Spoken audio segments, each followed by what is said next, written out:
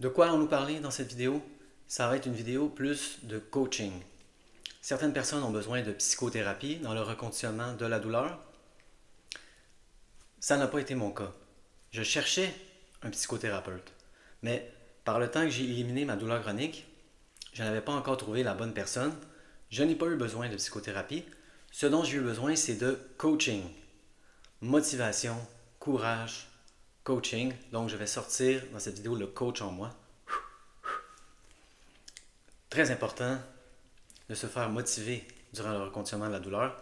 Je regardais des vidéos de motivation constamment. Il y a quelqu'un qui m'a posé une question très importante, et ça j'aime ça me faire poser des questions, parce que ça me donne du matériel, ça me remet dans le contexte. Ah oui, c'est vrai, moi aussi j'étais comme ça. Donc je ne blâme personne ici, moi aussi j'étais comme ça.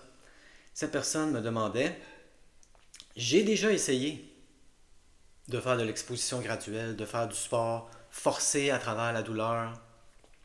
Et là maintenant, on me demande de faire la même chose, mais la seule différence, c'est que maintenant, supposément, je comprends ce qui se passe et l'indifférence aux symptômes. La différence me semble tellement mince, c'est tellement faible. Est-ce assez pour faire la différence? Mon expérience à moi, c'est oui.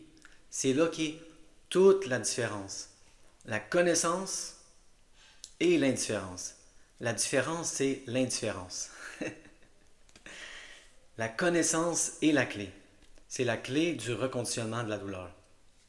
Moi aussi, j'avais déjà essayé avant, évidemment, d'ignorer les symptômes, faire comme si c'était pas là. Et là, je sortais, je faisais de la bicyclette, je faisais de la marche, je faisais de la course, je faisais de la nage. Et j'avais mal et j'avais peur. Et je voulais me débarrasser des symptômes. Dans le reconditionnement de la douleur, ce qui fait la différence, c'est la connaissance, mais surtout la confiance. La confiance. Au début, on ne peut pas dire qu'on a la connaissance. Au début, on peut dire qu'on a la croyance. Il faut croire de plus en plus. Et donc, si vous focussez sur du négatif, par exemple, si vous allez dans des forums TMS et que vous focussez sur des histoires de gens pour qui ça n'a pas fonctionné, il y a plein d'histoires comme ça. Moi, ça fait 4 ans, j'ai encore des symptômes, blablabla. Bla bla. Vous êtes en train de focuser sur la peur, le doute, le découragement et le désespoir. Moi, quand j'ai fait mon reconditionnement de la douleur, je ne m'occupais pas de ces histoires-là. Et là, ça, pourquoi ça ne fonctionne pas pour ces gens-là? C'est du cas par cas. On ne va pas commencer à analyser un cas fictif, hypothétique. On pourra en parler plus tard. Une fois que vous avez reconditionné votre douleur, là, on va pouvoir se pencher sur ces cas, voir pourquoi ça ne fonctionne pas. Mais moi, pendant mon reconditionnement de la douleur, je ne m'occupais pas de ça. Pendant 4 mois, je ne me suis imbibé que de courage, confiance, espoir, succès. Que des histoires de succès. Je ne m'occupais pas des gens pour qui ça ne fonctionne pas. Maintenant, je regarde ces messages-là parce que ça m'intéresse. Et là, ça me saute aux yeux. Oh mon Dieu, peur, doute, découragement, désespoir, hyper focus sur les symptômes. Pour moi, c'est tellement évident. On ne s'occupe pas, ne vous occupez pas de ces gens-là. Ne vous imbibez que de courage, confiance, espoir, succès. Les 4 choses que j'ai décrites auparavant, c'est ça qui entretient la douleur chronique. La peur entretient la douleur chronique. Le doute entretient la douleur chronique. Le désespoir, le découragement. Si vous vous dites, ah, d'un coup, ça ne marche pas. C'est ça qui empêche ou, je l'espère, c'est ça que dans mon cas, retarde vos progrès. Et là, c'est normal, moi, je ne blâme personne. Au début, je peux me remettre dans l'esprit du début. Je pleurais et je disais aux gens, je disais à ma mère, par exemple, c'est trop difficile. Je réussirai jamais. Donc, j'ai été là. Je sais c'est quoi. Je n'avais pas je ne croyais même pas, je n'avais pas confiance dans le processus. Comment est-ce que j'ai gagné la confiance dans le processus? En m'exposant à la connaissance de plus en plus, en lisant le plus de livres possible, en regardant le plus de vidéos possible. C'est pour ça que je vous encourage de regarder les vidéos en anglais avec des sous-titres. Je ne m'occupais pas du tout, pas une fois, je n'ai lu un témoignage négatif de quelqu'un qui dit ça ne fonctionne pas. Je n'ai consulté que des gens positifs qui me disaient ça fonctionne. Et là, au lieu d'avoir une histoire où je pleure, ça ne fonctionnera pas pour moi. Pourquoi? Peut-être que je suis des personnes pour qui ça ne fonctionnera pas. Ça, c'est une prophétie auto-réalisatrice. Je commençais de plus en plus à avoir de la confiance dans le processus. Ça a marché pour lui, ça a marché pour elle, ça va marcher pour moi, ça va fonctionner pour moi. De plus en plus, j'étais comme ça. Et au début, c'est difficile parce que, et là, c'est là que Alan Gordon entre en jeu avec la neuroplasticité. Je n'aime pas trop parler des parties du cerveau, et c'est une simplification, mais en ce moment, le centre de peur de votre cerveau mène le spectacle. On va dire les amygdales, par exemple. Hein, c'est l'endroit qui dit à votre cerveau, nous avons peur, nous avons peur, nous avons peur, et c'est important. Et là, votre cortex préfrontal est tellement faible qu'il dit, ah oui, c'est vraiment quelque chose d'effrayant, de désespérant, de décourageant. Et c'est normal que vous ayez de la difficulté à croire, à avoir de l'espoir, parce qu'il faut muscler le cortex préfrontal qui va prendre de plus en plus d'expansion et qui va dire, c'est une simplification, mais moi c'est l'image dont je me servais.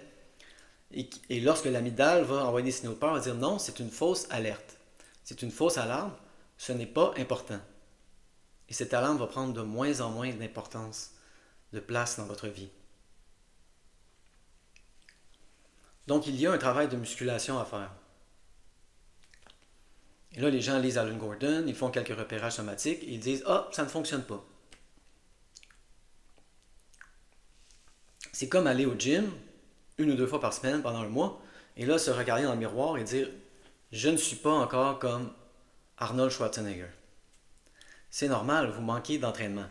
Il faut s'entraîner. Qu'est-ce qu'un entraînement?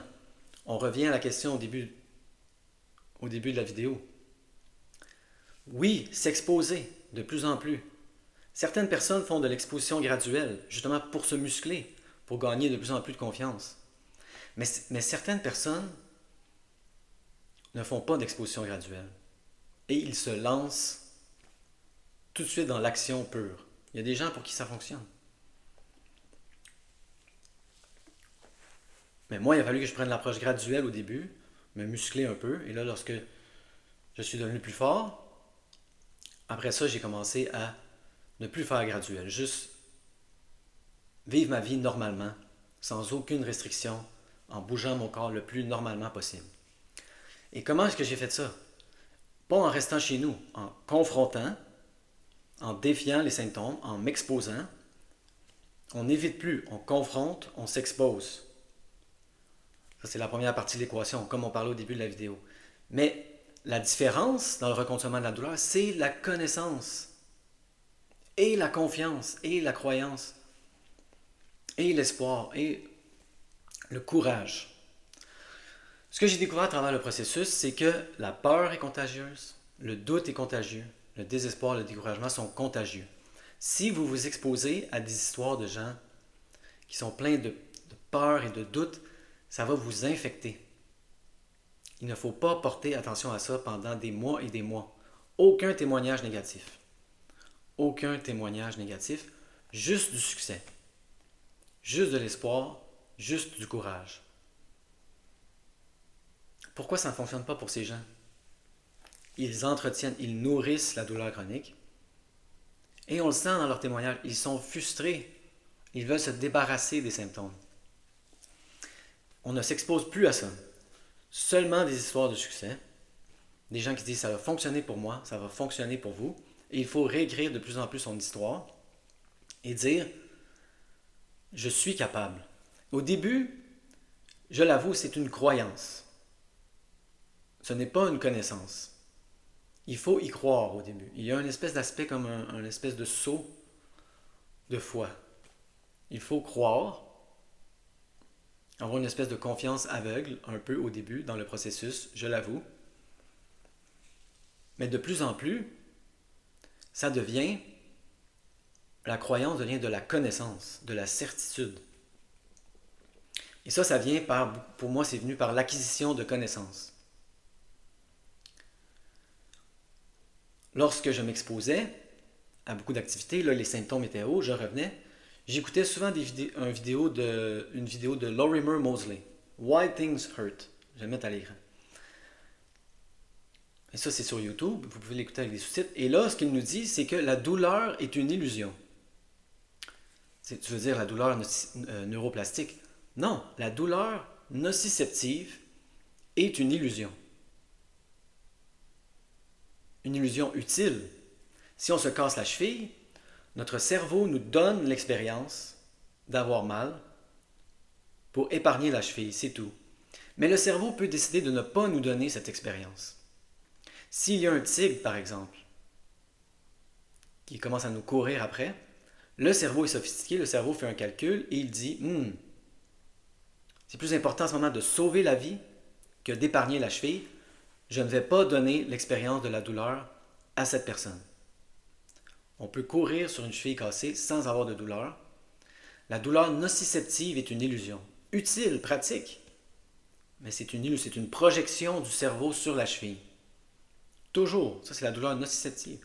La douleur nociceptive est une question de contexte. David Schechter nous le dit souvent dans son livre. Si on prend 2 Américains par exemple, il y a un soldat américain. Il a fait un tour en Irak, un tour en Afghanistan, il est tanné d'être en Afghanistan, il n'en peut plus. Il se fait tirer une balle de fusil dans le pied. Il y a une partie de lui qui va être contente de s'être fait tirer une balle dans le pied. Enfin, je peux retourner chez moi. Maintenant, nous prenons quelqu'un d'autre, quelqu'un qui est à Los Angeles dans un quartier difficile, sort d'un restaurant, se fait tirer dans le pied. Cette personne-là n'a pas d'assurance maladie. Ça va chambouler ses études ou son travail. Ah, j'ai pas d'assurance, je ne pourrai plus travailler, qu'est-ce que je vais faire? Ces 2 personnes vont avoir une expérience de la douleur nociceptive complètement différente. Complètement différente. Et ça, je ne sais pas si vous remarquez, ce que je suis en train de vous dire, c'est de la douleur nociceptive. C'est structurel. Mais vous, votre problème, si vous écoutez cette chaîne, c'est probablement la douleur neuroplastique. Alors, il n'y a même pas de dommages structurels. J'écoutais souvent la vidéo de Lorimer Moseley. Je revenais de faire beaucoup d'activités, j'avais un haut symptôme. J'écoutais la vidéo Why Things Hurt. C'est une illusion. C'est une illusion. J'écoutais des histoires de succès, j'écoutais des vidéos de coaching qui m'encourageaient. Je réalisais de plus en plus que la peur, le doute, entretiennent la douleur et sont contagieux. Ne plus s'exposer à la peur, ne plus s'exposer au doute. Maintenant, je suis capable, parce que mon cortex préfrontal est très fort.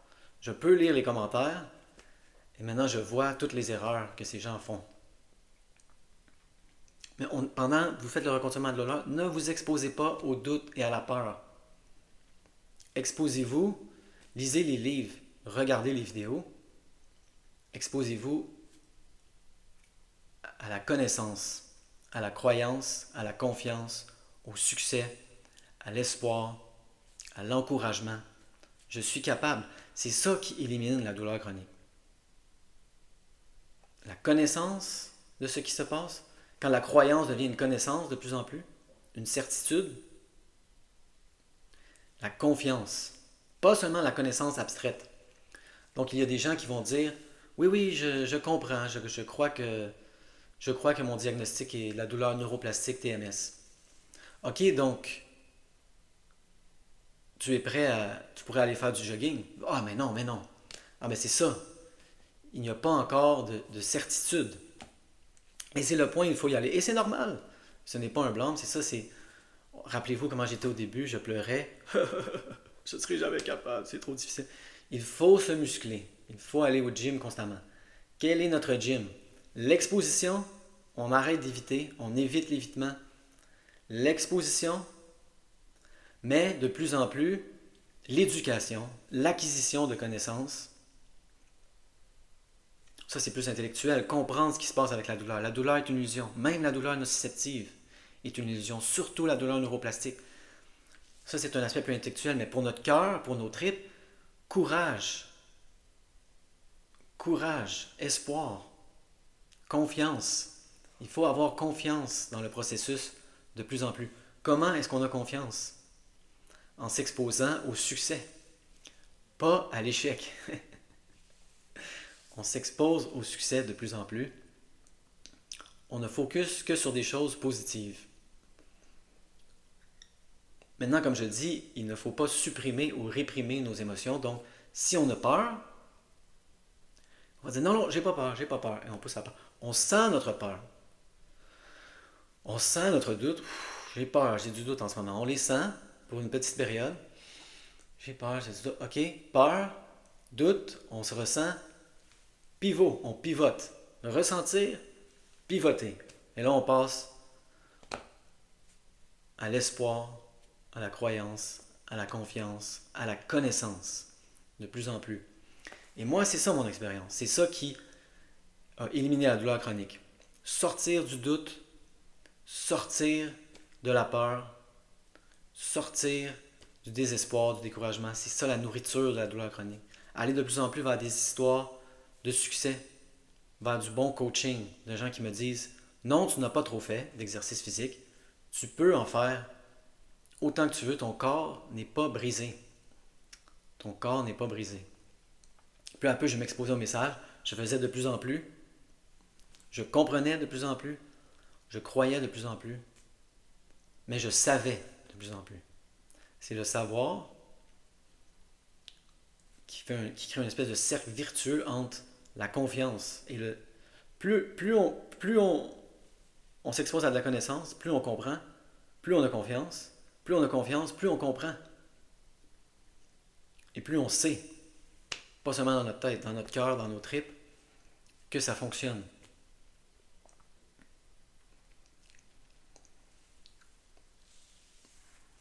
Donc, quelle est l'essence de cette vidéo?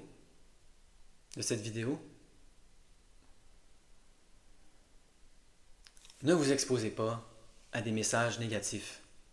C'est contagieux. C'est ça qui nourrit la douleur chronique. Focussez seulement sur le positif. Je suis capable. Je vais y arriver. Il faut réécrire votre histoire. Rappelez-vous, au début, j'étais comme ça. Ah, je réussirai jamais, je pleurais. C'est trop difficile. Les symptômes, les symptômes. Il faut réécrire l'histoire. Tant que votre histoire est comme ça, vous n'allez pas progresser, vous allez stagner. Il faut réécrire l'histoire. L'histoire est très importante. Dire, j'avais de la douleur neuroplastique pendant des années. J'ai été exposé au reconditionnement de la douleur. J'ai compris. J'ai appliqué les concepts. J'ai eu confiance au processus. J'ai vu des gens pour qui ça a fonctionné. Je me suis dit, ça va fonctionner pour moi aussi. Et j'ai réussi à éliminer ma douleur chronique. Regardez-moi aller. Regardez-moi aller. Je suis un de ceux pour qui ça va fonctionner. J'ai confiance. Dans mon expérience, c'est la seule façon d'éliminer la douleur chronique. Tant que vous êtes dans le doute et la peur, et c'est normal au début, c'est allé pour moi par pourcentage. Et ce n'est que lorsque je me sentais 70% mieux que j'ai cru à 100%. Ou à ce moment-là, j'imagine, j'appellerais plus ça de la croyance, mais de la connaissance, de la certitude. Mais c'est ça le processus. C'est aussi simple que ça. Si vous trouvez ça trop simple, pour beaucoup de gens, ça fonctionne. Certains ont besoin de psychothérapie. Mais ne vous donnez pas cette contrainte dès le début. Moi, je fais de la psychothérapie parce que ça aide. Ça m'aide dans ma vie. Mais j'ai éliminé la douleur chronique avant de rencontrer un bon psychothérapeute. Ce que j'ai besoin, c'est de coaching. Quelqu'un qui m'encourageait, me disait, je suis capable. Tu es capable. Moi, j'ai réussi, toi aussi, tu peux réussir. Et c'est ça la clé. La connaissance et la confiance. Le doute et la peur nourrissent la douleur chronique. La connaissance et la confiance éliminent la douleur chronique. C'est la clé.